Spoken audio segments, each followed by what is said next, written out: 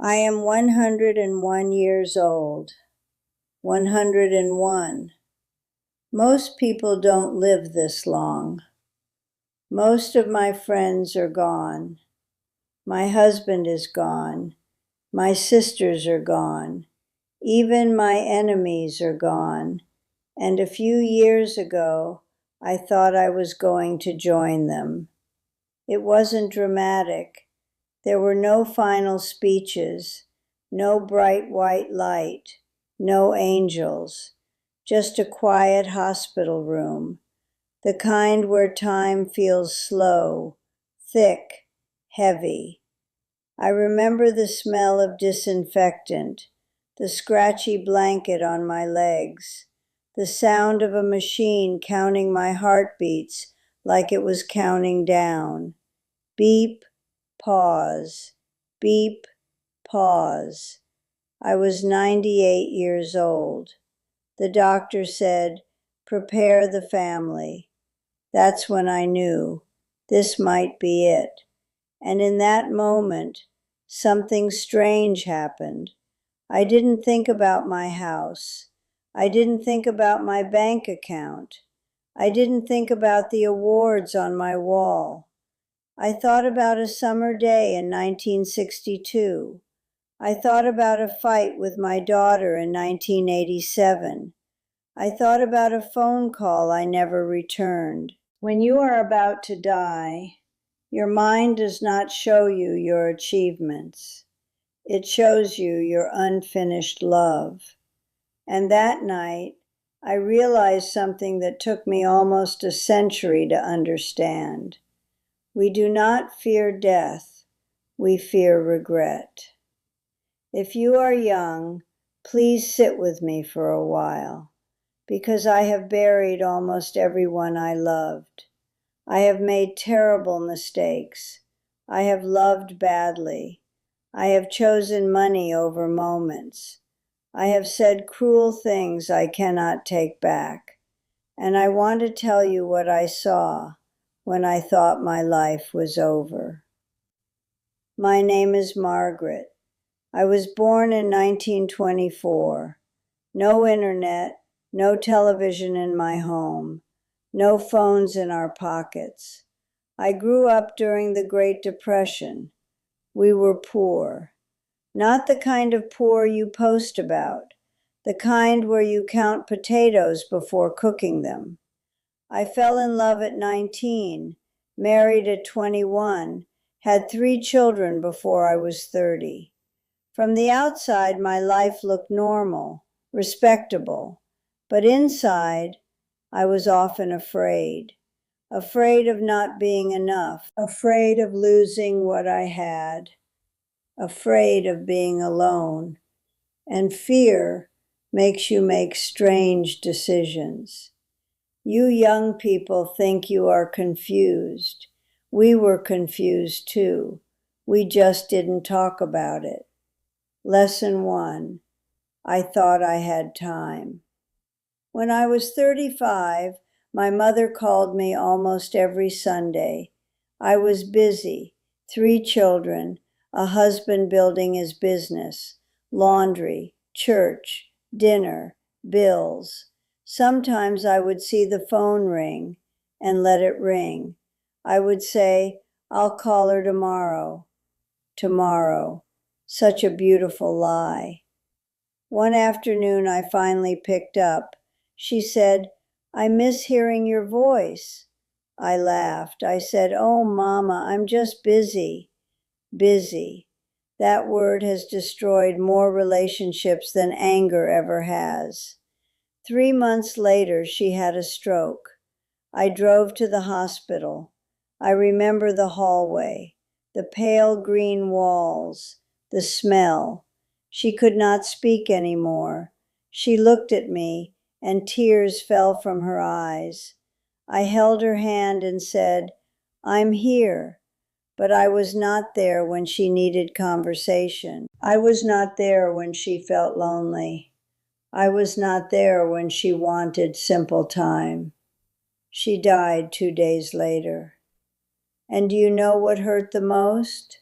Not that she died. but that I thought I had more Sundays.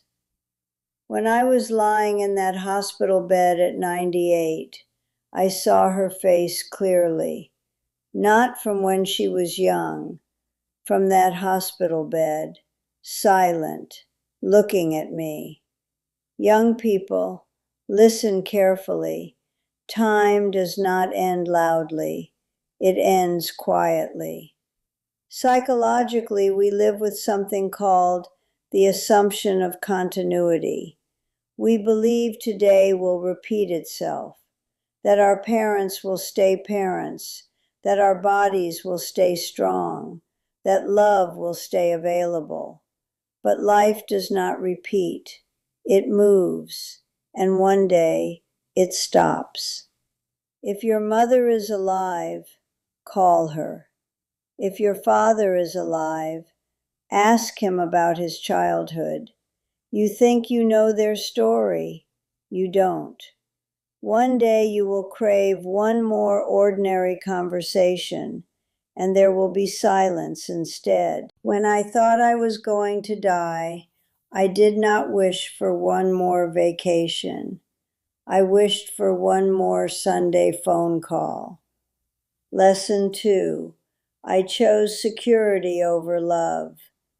This one is harder to admit. When I was 19, I was deeply in love with a man named Thomas. He was not rich. He was not stable. He wanted to be a writer. My father hated that. Writers starve, he said. Thomas used to read poetry to me under a big oak tree near our house. He would say, "Margaret, we'll struggle, but we'll be alive." Alive. But I was afraid of struggle. I grew up with empty cupboards. I told myself I would never live like that again. Then I met Robert. Robert was stable, responsible, practical. He owned a small hardware store. He wore clean shirts. He had a plan. He asked me to marry him. Thomas asked me too. One offered passion. One offered safety. I chose safety. At 21, that felt wise. At 60, I started questioning it. Robert was a good man. He did not abuse me. He provided. He was faithful, but we did not speak deeply. We did not dream together.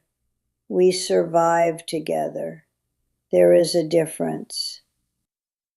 When I was in that hospital bed at 98, I did not regret marrying Robert. I regretted not being brave enough to choose love without fear. Fear of poverty made me trade something sacred. Young people today chase money like oxygen, but money is not oxygen. Connection is. Security is important, yes, but if you build a life only around safety, you may wake up emotionally hungry. Ask yourself, are you choosing your partner from love or from fear? Fear of being alone, fear of judgment, fear of instability. Fear builds quiet prisons. Love builds uncertain freedom. When death is near, you do not count your savings. You count your moments of real connection. And I had fewer than I should have. I am 101 years old, and I am not telling you to be reckless. I am telling you to be honest about why you choose what you choose. Because one day you will lie in a quiet room, and the only person you cannot lie to anymore is yourself. The night I thought I was going to die, the machines were still making that slow sound beside me. Beep, pause, beep. My eyes were closed, but my mind was not sleeping. It was traveling. Not to my wedding day, not to the day I bought my first house. It went to the moments I wish I could redo. Death has a way of removing all excuses. When you are young, you explain your behavior. When you are dying, you just see it clearly, painfully. Lesson 3. I loved, but I did not know how to love well. I was married for 52 years. That sounds beautiful, doesn't it? 52 years, but length is not depth. Robert was a good man, steady, predictable, responsible. But I did not understand something important when I was young. Love is not just staying. Love is understanding. I did not know how to communicate my fears. Instead, I criticized. When he worked late, I accused him of not caring. When he was quiet, I assumed he didn't love me deeply. When he failed in business, I reminded him of it during arguments. I thought I was being honest, but I was being defensive. You see, I was afraid he would stop loving me, so I attacked first. Psychology is simple sometimes. Hurt people protect themselves in ugly ways. In my 40s, we stopped talking about our dreams. We only talked about bills, children, responsibilities. We slept in the same bed, but we were lonely. And loneliness inside a marriage is colder than loneliness alone. One evening, I remember he said quietly, "Margaret, do you even like me?" That question stayed with me for decades. Do you even like me? I loved him, but I did not nurture him. I did not admire him out loud. I did not thank him enough. I did not touch his face gently for no reason. I assumed he knew. When he died at 73 from a heart attack, it was sudden, very sudden. He left to buy milk. He never came back. In the hospital, I held his hand and whispered all the things I should have said when he was alive. I'm proud of you. I appreciate you. You were enough. But dead ears do not hear apologies. Young people, do not save your softness for funerals. If you love someone, tell them today, not in a text, with your voice, with your eyes. You think you have time to fix communication later. You don't. Love fails slowly, then suddenly, and the regret is heavy. Lesson 4. I was a good mother, but not always a present one. This one hurts the most. I had 3 children, 2 boys, 1 girl. I fed them, clothed them, sent them to school. I thought that was motherhood. But motherhood is not logistics. It is presence. In my 30s and 40s, I was always busy, cleaning, cooking, helping Robert, volunteering at church. I was tired, and when you are tired, you become impatient. My youngest daughter, Emily, used to draw pictures. She would run to me and say, "Mom, look." And sometimes I would say, "Not now, I'm busy." Not now. Those 2 words can build emotional distance that lasts decades. One night when she was 16, we had a terrible fight. She wanted to move to another state for college. I wanted her close. I said something cruel. I said, "You're selfish." She left the house crying. She did move away, and we never became as close as we once were. She visited, she called, but something broke that night. pride, control, fear of losing her. When I was 98 in that hospital bed, she was sitting beside me. Her hair was gray. She was 70 years old. And I suddenly saw her as that little girl holding a drawing. "Mom, look." And I realized most of my stress in life was about things that do not matter now. Clean floors do not matter. Perfect grades do not matter. What matters is whether your child feels safe coming to you with their fears. I was a provider, but I was not always emotionally available. Young parents watching this, your child does not need a perfect house.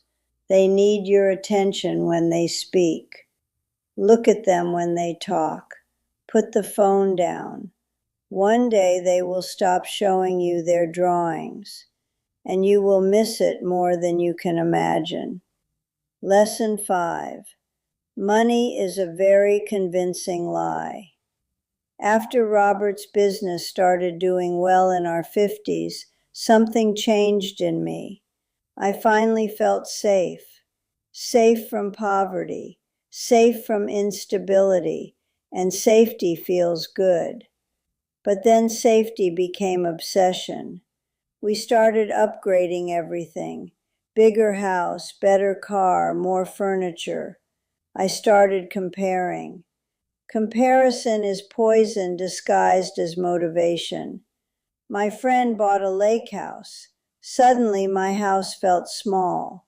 We worked more, we saved more, we invested more, and without realizing it, we postponed joy. We'll travel later. We'll relax when things settle. We'll enjoy life after retirement. After. But life does not wait for after. Robert died 1 year before retirement. 1 year. We had money in the bank. We had plans. We had brochures of places we wanted to see. And I remember standing in our large kitchen alone thinking, what was all that hurry for? Money is important. Do not misunderstand me. Poverty is painful. But once your basic needs are met, money stops increasing happiness the way you think it will. Psychologically, humans adapt quickly. What excites you today becomes normal tomorrow. Then you chase the next thing. It never ends.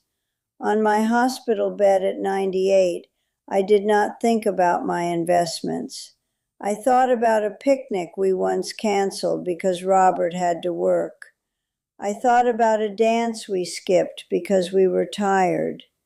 Young people, do not build a life where your job gets your energy and your family gets your leftovers. You are not a machine. You are a mortal being. Money can extend comfort. It cannot extend time. And time is the only real currency. When I thought I was going to die, I did not beg God for more wealth. I begged quietly for more moments, more honest conversations, more laughter at the dinner table, more courage in love. The machine beside me kept beeping. Beep, pause. I remember thinking, if I survive this, I will tell the truth, not the polite truth, the real one. And the real truth is this: most of what you are stressing about right now will not matter on the day you think you are dying, but how you loved, that will echo loudly.